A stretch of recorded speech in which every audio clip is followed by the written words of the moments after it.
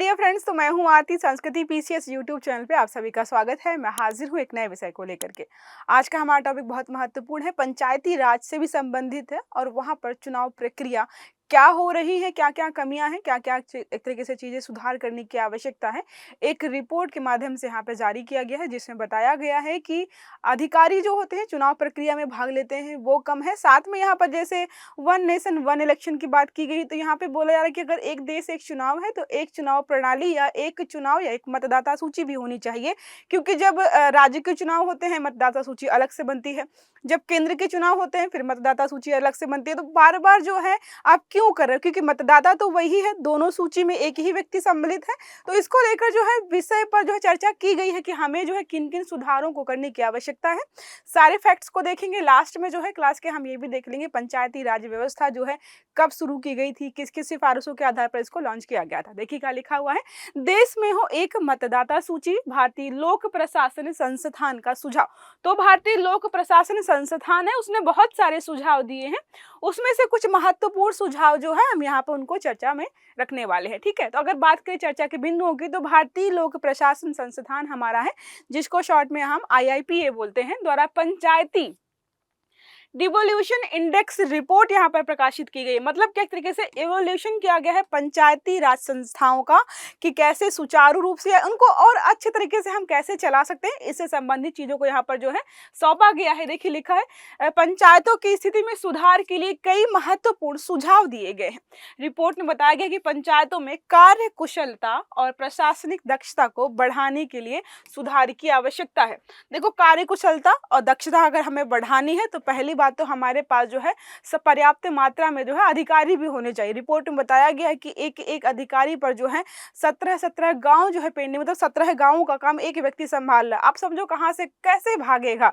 अभी वो यहाँ बैठा है, पता चला फलाने गांव से जो है उसको बुलाया जा रहा है कि सर यहाँ पे आइए, ये समस्या चल रही है। तो एक व्यक्ति इतनी सारी जगह पे भाग दौड़ करके जो है चीजें नहीं संभाल सकता है, ज्यादा अधिकारियों की नियुक्ति की जरूरत है। देखिए लिखा है, आरक्षित सीटों का चक्र और कार्यकाल विस्तार। एक चीज और यहाँ पर बोली गई है, आपको पता है पंचायती राज व्यवस्था में जो है SC ST OBC और महिलाओं के लिए आरक्षण यहाँ पर किया जाता है सीटों का। लेकिन आपको पता है कि एक बार अगर किसी एरिया में, मान लीजिए इस एरिया में जो है यहाँ पर SC ST को जो है आरक्षण यहाँ पर मिल गया, एक चुनाव के समय 5 साल के लिए मिला, अगली बार जो है ये जो सीटों का आरक्षण है इस समुदाय को नहीं मिलेगा, दूसरे समुदाय को जो है ट्रांसफर हो जाता है, या फिर जो है साधारण तरीके से वहां पर जो है चुनाव कराए जाते हैं। मतलब एक बार कोई SC ST कैटेगरी का जो है वहां पर चुनाव लड़के जीता, उसने काम करना शुरू किया, सब कुछ कर लिया कि हाँ ठीक है ये चीज सुधारने की जरूरत है, लेकिन दोबारा जब चुनाव हुए तो वो व्यक्ति जो है आरक्षण के आधार पर वहां पर चुनाव लड़के सीट नहीं जीत पाएगा।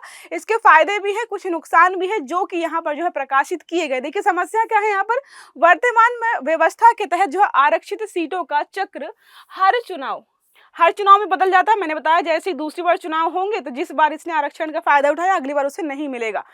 इससे होता क्या, प्रतिनिधित्व की स्थिरता नहीं मिलती है। अब उसने सोचा है कि भाई अगली बार जब चुनाव लड़ूंगा जीतूंगा तो मैं और अच्छा काम करूंगा, वो नहीं कर पाया क्योंकि उसको जो है आरक्षण ही नहीं मिल पाया है। तो सुझाव दिया गया है कि यहाँ पर आरक्षित सीटों का जो है आरक्षण कम से कम, मतलब आप ठीक है आरक्षण को जो है रोटेशन करना चाहते हैं कि एक ही इलाके में एक ही जाति या एक समुदाय के लोग ही आगे ना बढ़े, बाकी लोग भी बढ़े, तो आप ऐसा करिए कम से कम 2 से 3 कार्यकाल के लिए रखिए कि भाई जो है 10 साल के लिए 15 साल के के लिए इस इलाके से SC ST OBC या महिलाओं के लिए जो भी आप आरक्षण रखना चाहते हो वो रखो कि इस पर जो है इन्हीं लोगों को आरक्षण मिलेगा।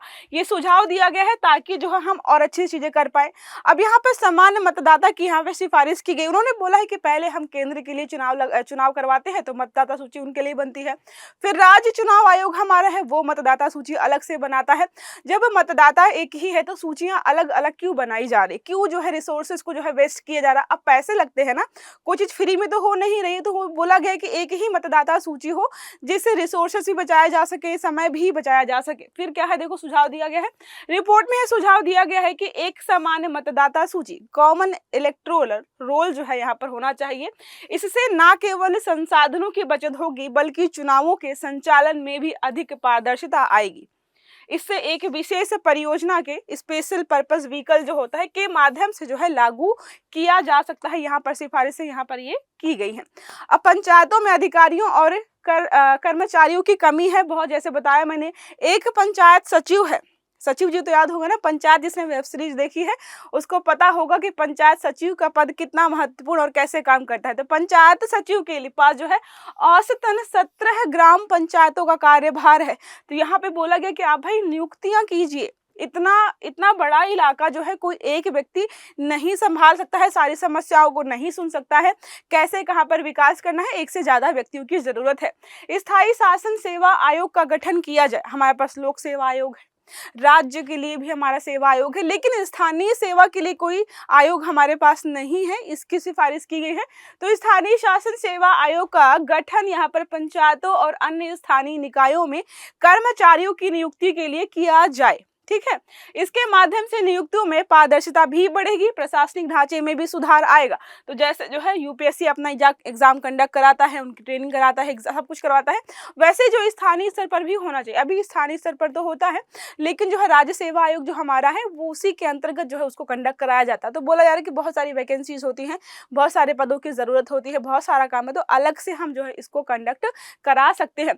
पंचायती राज में महिला और ओबीसी प्रतिनिधित्व की बात की गई है। देखिए रिपोर्ट में यह भी सिफारिश की गई है कि पंचायतों में महिलाओं, अनुसूचित जातियों, जनजातियों का प्रतिनिधित्व बढ़ाने के लिए कार्य क्षमता बढ़ाने के साथ साथ उनके लिए आरक्षित सीटों में स्थायित्व लाया जाए। जैसे आपको बताया मैंने कि एक ही कार्यकाल के बाद अगली बार आप बदल देते हो। जैसे किसी इलाके ए में जो है अगर एक बार महिलाओं के लिए आरक्षित कोटा दिया गया तो अगली बार जो है उसको बदल दिया जाएगा। तो यहाँ पे बोला है कि स्थायित्व लाना है तो हमें जो है इस आरक्षण प्रणाली को जो थोड़ा सा स्टेबल करना होगा, स्थायित्व लाना होगा 5 साल से ज्यादा 10 या 15 साल के लिए। विकेंद्रीकरण और पंचायती राज की सशक्तिकरण यहाँ पर बोला गया है।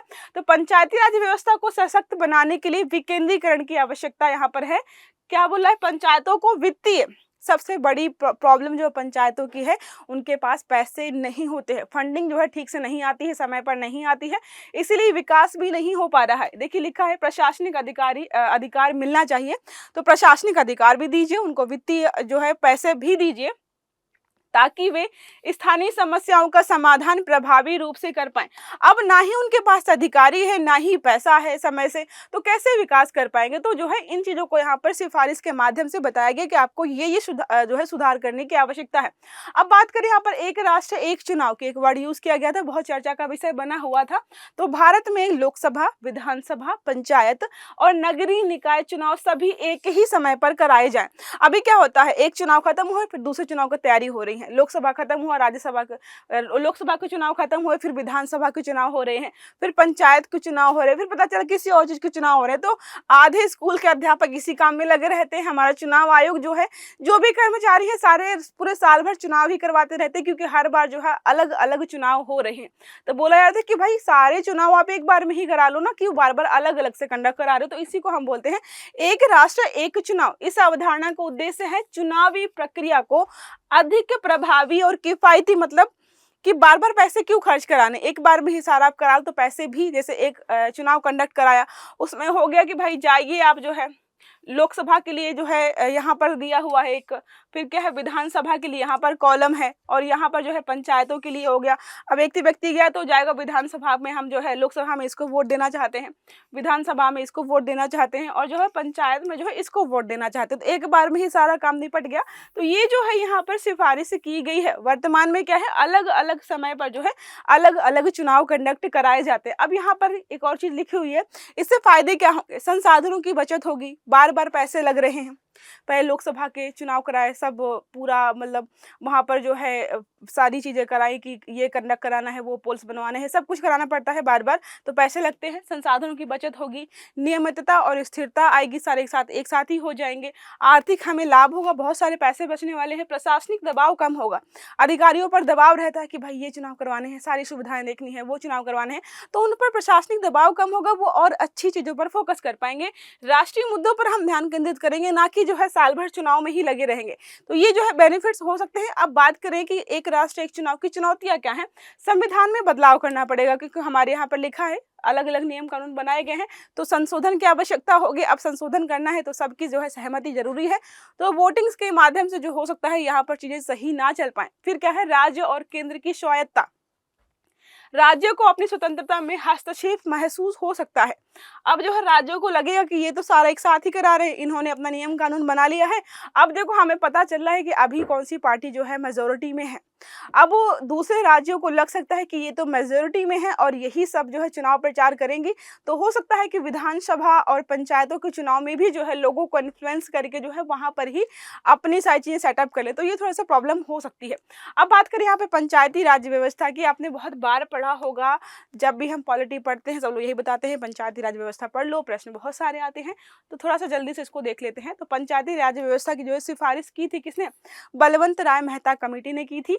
आयोग की स्थापना यहाँ पर 1957 में जो है सरकार के द्वारा की गई थी। इसका मुख्य उद्देश्य था कि स्थानीय स्वशासन को हमें सशक्त बनाना है। 1961 में जो है अपनी रिपोर्ट प्रस्तुत की आयोग ने, जिसमें पंचायती राज व्यवस्था की स्थापना और उसे संवैधानिक रूप से मान्यता देने की यहाँ पर जो है सिफारिश की गई थी। फिर फाइनल जो है बनकर तैयार हो गया। बलवंत राय मेहता कमेटी है, उसने जो है 3 स्तर पर जो है सरकार गठित करने की बात की थी। ग्राम पंचायत, ग्राम स्तर, पंचायत समिति, ब्लॉक स्तर और जो है जिला पंचायत, जिसको हम जो है जिला स्तर बोलते हैं। तो बाद में क्या हुआ, 73वें संविधान संशोधन के माध्यम से 1992 में जो है पंचायती राज व्यवस्था को जो है संवैधानिक मान्यता दे दी गई। निर्वाचन की बात करें तो पंचायत के सभी स्तरों के सदस्य जो है सीधे तौर पर चुने जाते हैं। आरक्षण है, महिलाओं को दिया है। अनुसूचित जाति, जनजाति, ओबीसी के लिए अलग से आरक्षित यहाँ पर सीटें होती हैं। विकेंद्रीकरण क्या है, पंचायतों को स्थानीय विकास, शिक्षा, स्वास्थ्य, जल आपूर्ति आदि के लिए जिम्मेदारी दी जाती है। तो बिल्कुल निचले स्तर से जो है हम विकास कर पाएँ, जो है प्रशासनिक सुविधा जो है लोगों को पहुंचा पाएँ, इसके लिए जो है इसको स्थापित किया गया है। लोकल स्वशासन होता है, छोटे छोटे गांव होते हैं, पंचायत स्तर पर जो है वहाँ पर सरकार जो है अपने तरीके से काम करती है। स्वायत्ता होती है, वो अपने हिसाब से ही जो अपने क्षेत्र का विकास जो है कैसे करना है, संसाधनों का इस्तेमाल कैसे करना है, वो सब डिसाइड करते हैं। सशक्तिकरण होता है, क्योंकि हम यहाँ पर देख रहे हैं कि महिलाओं को जो है आरक्षण दिया जाता है। ओबीसी हो गया, SC ST, इन सबको जो है यहाँ पर जो भी कमजोर वर्ग है सबको आरक्षण के माध्यम से जो उनका सशक्तिकरण किया जा रहा है। और साथ में जो है सत्ता में साझेदारी के माध्यम से उनको आगे बढ़ाने का प्रयास किया जाए। दायित्व की बात करें, पंचायतों को क्षेत्रीय विकास करना होता है, सामाजिक कल्याण की भी बहुत सारी योजनाएं बनानी होती है, बुनियादी ढांचे का विकास करना होता है, मतलब वहाँ पर सड़कें बनवाना, नल वगैरह लगवाना, जो है सड़कों किनारे फूल पौधे, मतलब जो छोटे छोटे काम होते हैं ना ग्राम स्तर पर, सारे जो इसके माध्यम से करवाए जाते हैं। आर्थिक स्वायत्ता की बात यहाँ पर करें तो पंचायतों को अपने क्षेत्र के लिए वित्तीय संसाधन जुटाने और उसका प्रबंधन करने का अधिकार दिया गया। संसाधन जुटाने का अधिकार दिया गया है, लेकिन सरकार को जो है यहाँ पर वित्तीय सहायता और देने का प्रयास करना चाहिए। आई होप ये आर्टिकल आपको समझ में आया होगा कि रिपोर्ट में जो है किन किन बातों की सिफारिश की गई है और साथ में जो कौन कौन सी कमियां यहाँ पर उजागर की गई हैं। तो अगर क्लास अच्छी लगी हो तो लाइक करिएगा, चैनल को सब्सक्राइब करना मत भूलिएगा, बेल आइकन दबाइए ताकि जितने भी हमारे आर्टिकल्स हैं वो आपको सारे समय पर मिलते रहें। अच्छे से पढ़िएगा। Have a good day. Thank you.